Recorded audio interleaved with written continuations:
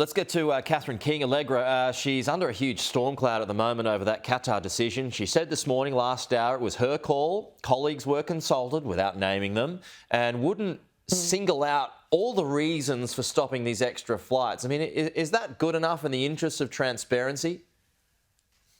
Look, I think a lot of people are really concerned about this, and not least, airfares, some of the airfares are up 50%. And if you're trying to reunite with, friends and family overseas after, COVID, it's absolutely a crippling, cost of living issue for many people.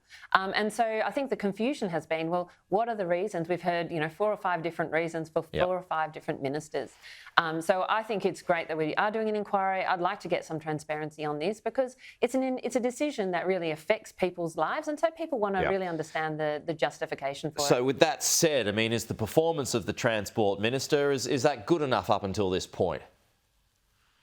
Look, I think that these are the questions that we want really transparency on, and I don't think the government has given us transparency. I mean, James Patterson said last hour it's probably Stephen Jones who slipped up by telling the truth recently, that it was essentially done to protect Qantas's profits. Do you agree with him? Look, I mean, that certainly sounds like it's to come that from a government minister is a bit extraordinary.